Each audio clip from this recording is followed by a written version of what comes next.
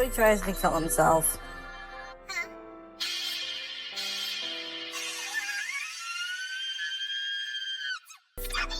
Annette was too busy preaching to realize he was still taking pills.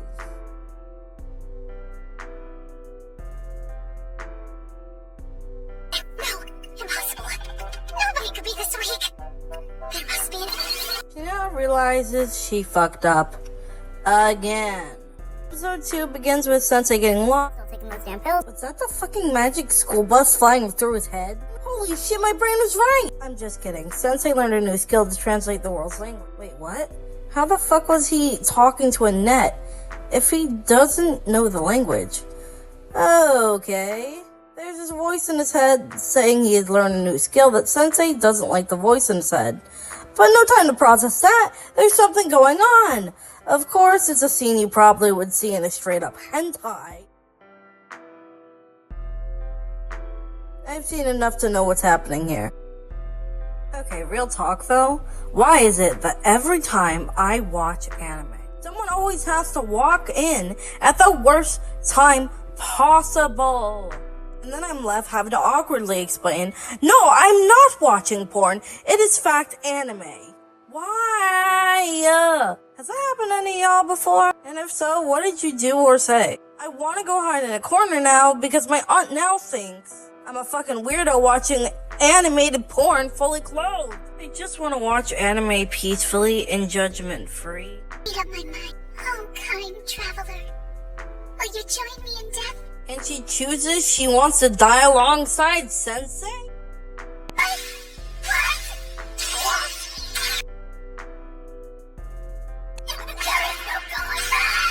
Jeez, this really is just Romeo and Juliet made to a damn isekai anime. Two guys approach Mitsuo asking him a series of questions, leaving him confused on why he's suddenly being swarmed. It's called socializing. There is then a cutscene in the men's bathroom where the two guys from before show up saying they are using Mitsuo to get close to Yume.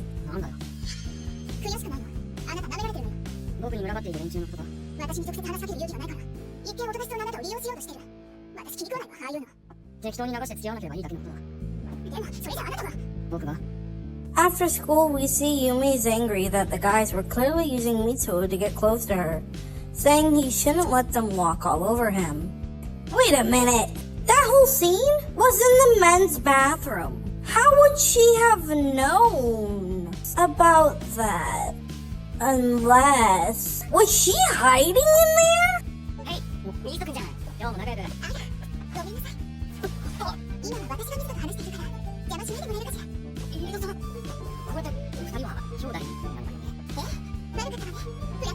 If it wasn't awkward enough already, Yume clings on to Mitsuo as soon as the guys show up, saying, sorry, I have a brother complex, to get them to leave Mitsuo alone. Girl, you're not helping your case here any at all.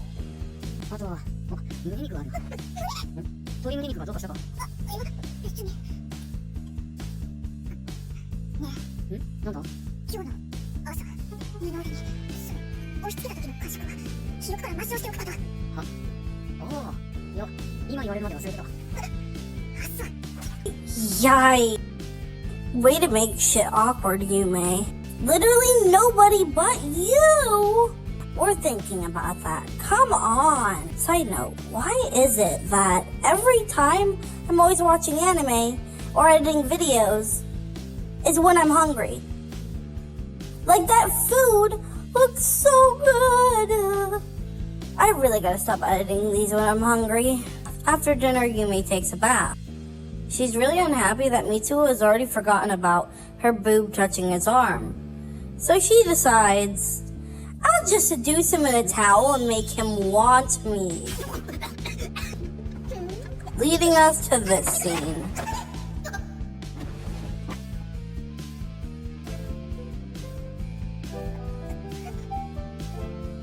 So much for normal step siblings. The whole thing is her fault for coming out with nothing but a towel on. Like, come on!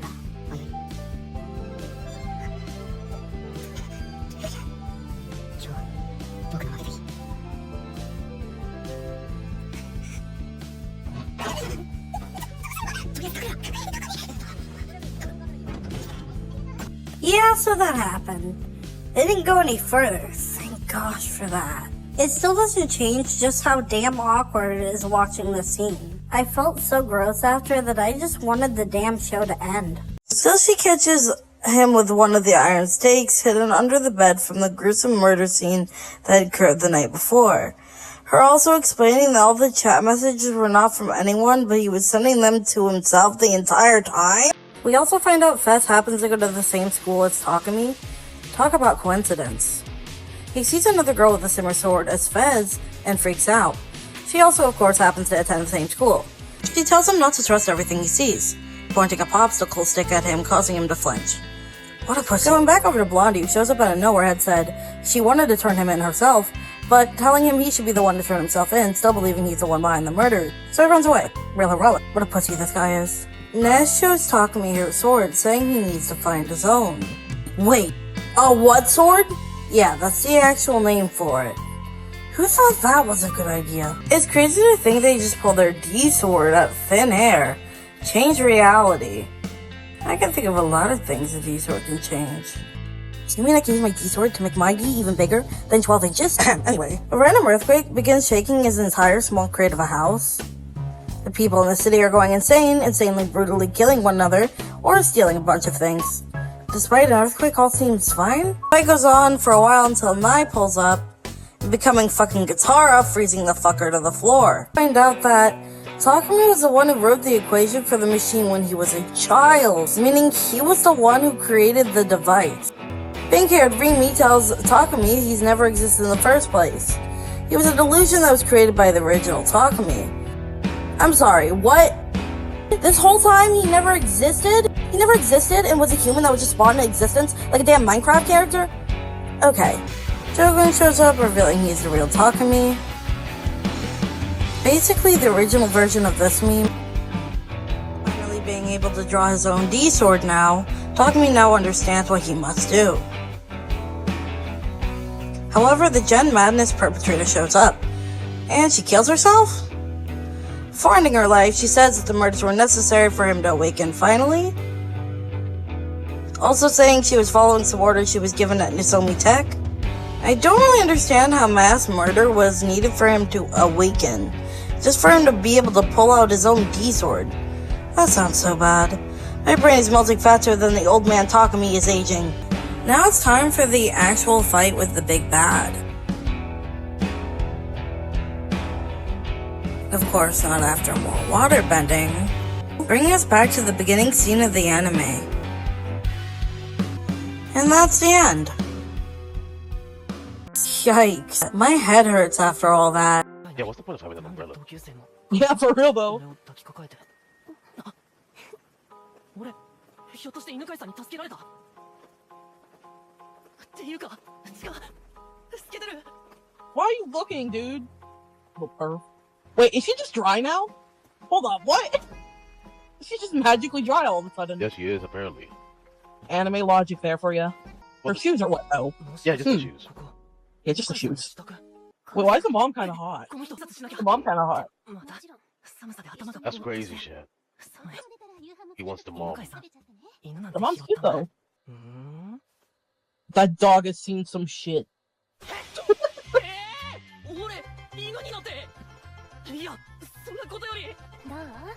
Oh my god, what's she doing? What is he doing? Oh my god, stop, no! This prolonged bathing scene really is not necessary. Oh my god, he's sleeping! He's sleeping!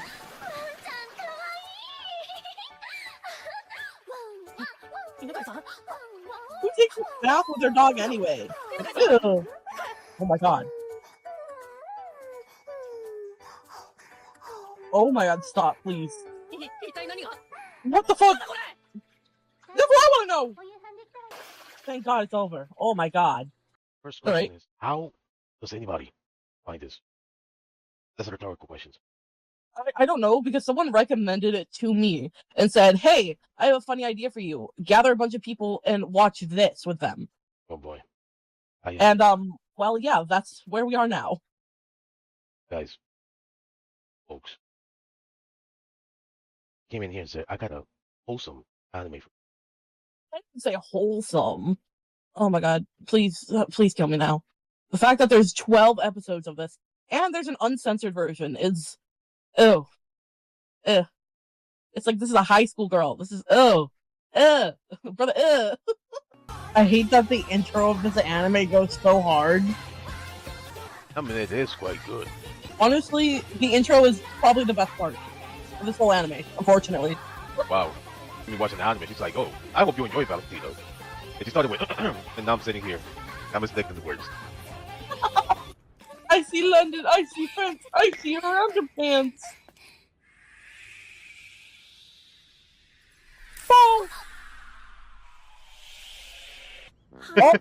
Oh my god. What is this? No! Stop! No! What the? Oh my god. Oh my god! What do you mean? Oh my god! No! No! No! Get away! Get What away! the fuck are we- Oh my god, it's freaking children. Oh no. Oh my god! They saw everything. No. God. What? What? Don't record it. Oh my god. What the fuck? Oh my god. Hey. He's just spamming picture at that point. Oh my god. Yeah, that one actually was really tame. I'll be surprised. I'll admit I'm surprised. First episode was definitely worse. When I was little, my mom worked for this rich woman who was the third cousin of the daughter of the king of bleep. Oops, I forgot. Mom and I signed an NDA, so I really can't say which country or what king. Isn't this supposed to be based on, like, real stories? Sorry, but I'm already calling bullshit on that. And girl, the paper you're holding says DNA, dumbass. Anyways... Gigi and her mom moved back to bleep, and Mom lost her job. We moved into a tiny house, and Mom had to work 2 jobs just to afford the rent. I hated being poor. It made me sick to my stomach. So I decided I had to be rich one day. Geez, spoiled brat much? Like, come on, your mom is doing her best. I woke up and prayed that I could win $1 million. And then the craziest thing happened. I talked with your Aunt Maddie. She lives near your new school. You'll be staying with her so I can save some money. I jumped for joy. I just hit the jackpot. Yes, I too every day wish I wasn't drowning in debt. But I don't have a miracle happen to me. This is BS. Okay. Can we just talk about how angry her mother looks here? Can't say I blame her for being angry. I mean, girl just broke into the ceiling for a chance not to seem like a broke kid. Jesus. What an ungrateful kid. I won't lie, I feel kind of bad for the mom. That was a harsh thing for her to say. Hi everyone, I'm Grace, and I'm an heiress to the throne of bleep. Due to the privacy of the royal family, we cannot... Jeez, can we skip the legal mumbo-jumbo and get back to the story? Yeah, she's really letting it all go to her head. Wonder how terribly wrong that will go. Victoria all about how Damien invited me to his party, and she looked pissed. Don't you mention that jerk to me. He's not a jerk. He's really cool, and he looks like an angel. Listen, you'll live to regret it if you choose to hang out with that idiot. Are you sure we're talking about the same guy? Damien's at the top of our class. He smells like fresh strawberries. He's super cute and the captain of the football team. He's perfect. Never mind. I'm out of here. Victoria stormed off in a huff, but I didn't have time to figure out what put a bee in her bonnet. I had to get to Damien's party. Girl. Oh my gosh.